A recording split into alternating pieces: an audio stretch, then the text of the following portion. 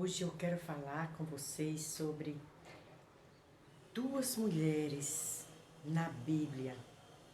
Uma que marcou a história pela boa influência e a outra que marcou a história por uma péssima influência e que ela está registrada no livro de Esther.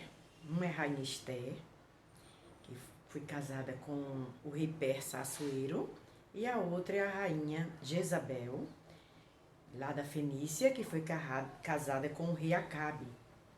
Esther, tem um livro de Esther na Bíblia contando essa história linda, que ela foi colocada dentro do palácio com um propósito divino, gente. Ela era órfã e o primo dela, Mardoqueu, criava essa menina. E quando a Vasti foi desprezada pelo rei por desobediência, o rei chamou todas as mulheres lindas, né, da região, e aí Esther é uma delas. E Esther foi escolhida. Mas essa não é bem a história que eu quero contar. Eu quero a história de falar do caráter destas mulheres. Esther é uma mulher corajosa, uma mulher modesta, porque ela estava ali dentro do palácio.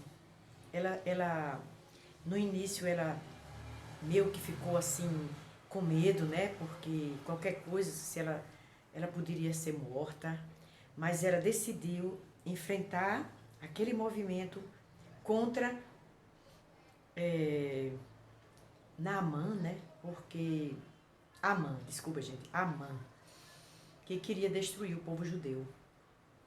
E a história dela é linda, gente. Leiam essa história. Esther ainda é lembrada nos nossos dias, né? Lá em Israel é celebrada a festa de Purim. No entanto, Jezabel, a rainha má, a rainha manipuladora, perseguidora, ela continua, gente, de alguma forma infiltrada no meio do povo de Deus, sabe? Não que exista assim um espírito de Jezabel, não. As características dela podem tanto estar em um homem como em uma mulher. Não significa que só as mulheres que vão ser parecidas com Jezabel, não. Agora, para que a gente olhando para a história e olhando para a vida de Jezabel, ela tem que ter um ambiente favorável, sabe, gente? E o ambiente favorável era o reinado de Acabe. Quem era Acabe? Acabe foi um rei muito mau, né? Que governou Israel durante um tempo. E a sentença, gente, que foi dada para Jezabel foi muito triste. Nesse meio que Jezabel aparece, ela apareceu também Elias, gente. Elias surge, bem dizer do nada, não tem nenhuma introdução para a vida de Elias, mas a forma como Elias desaparece é uma forma, gente, linda, né? Porque ele ascende aos céus. E ele é contado também, citado por Jesus, e no Monte da Transfiguração está lá Elias, ele e Moisés. E Elias nunca viu a morte, mas ele temeu Jezabel, fugiu para o Monte Horebe quando ela ameaçou matar. Mas, gente, o fim da história de Jezabel é muito triste. Ela foi sentenciada porque teve vários momentos ali que Elias afrontou os profetas de Baal, né? Porque ela era adoradora do deus cananeu chamado Baal. Ela praticava imoralidade sexual. Ela perseguia os profetas de Deus, mandava matar. Tudo que você poderia imaginar de crueldade, essa mulher foi. Mas, quando surge a figura de Elias na vida dela, ela manda matar Elias, mas Elias foge. No segundo momento, Elias vai para o Monte Horebe, mas a missão de Elias não termina até que ele unge Azael, Jeú e Eliseu. Um que ia suceder como profeta, um que ia governar a Síria e outro que ia governar Israel. E aí, foi durante o reinado de Jeú que aconteceu a sentença para a vida de Jezabel. Primeiro morreu Acabe, né, em combate, e depois morre Jezabel. Jeú, quando chegou para governar Israel, manda que derrubem ela lá da janela, ela cai. Quando ela cai, a profecia se cumpre. A profecia que Elias tinha dado da parte de Deus, que os cachorros iam devorá-la, Mas Jeú disse assim, não, ela merece ser sepultada, que era filha do rei. Mas quando foram procurar os restos dela para sepultar, não tinha, gente, só tinha um crânio. Então, nem sepultamento ela teve. Exatamente como foi dito pela profecia de Elias, né? Segundo a ordem do Senhor, né, gente? Porque Elias era um homem de Deus. E aí, essa história volta a aparecer lá na igreja de Tiatira, em Apocalipse.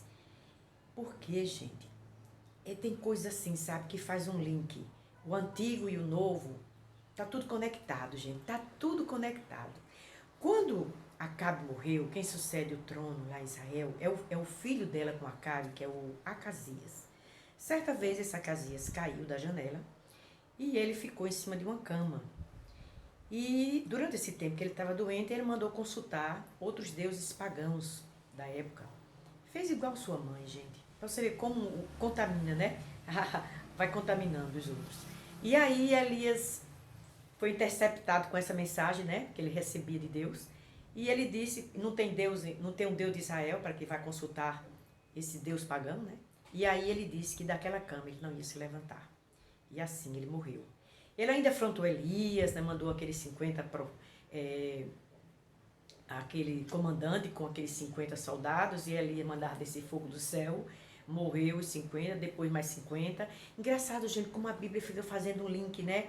Lembra que Obadias, que era servo fiel e trabalhava no palácio e guardou numa caverna 50 profetas e depois mais 50 profetas, senão a Jezabel tinha matado todos, mas tem a mão de Deus sempre, onde o povo de Deus está, sempre tem um povo, anjos, tem profetas cuidando desse povo, gente. E aí, quando foi na terceira vez que foi, ele disse, foi mais humilde, né? Ele disse, não, Senhor. E aí ele pediu para que fosse visitar o rei Acasias. Mas quando ele chegou lá, ele não mudou, gente. Ele não mudou. O profeta de Deus, ele diz o que é para ser dito. E ele disse que daquela cama ele não se levantar. E aí eu quero ler essa passagem justamente em Apocalipse, quando diz exatamente essa passagem. Quero ler primeiro a sentença do filho de Jezabel, que foi... Elias disse assim, mas o anjo do Senhor disse ao tesbita Elias, 2 Reis, capítulo 1, a partir do versículo 3. Vai encontrar-se com os mensageiros do rei de Samaria e pergunte a eles, acaso não há Deus em Israel? Por que vocês vão consultar Baal-Zabub, Deus de Ecrom? Por isso assim diz o Senhor, você não se levantará mais dessa cama e certamente morrerá. E Elias foi embora. Então, gente, quando chega aqui em Apocalipse, a carta à igreja de Tiatira, ao anjo da igreja de Tiatira escreva, né? Eu quero ler aqui a partir do versículo 20, onde fala de Jezabel. No entanto, contra você tenho isto. Você tolera Jezabel, aquela mulher que se diz profetiza. Com os seus ensinos, ela induz os meus servos à imoralidade sexual e a comerem alimentos sacrificados aos ídolos.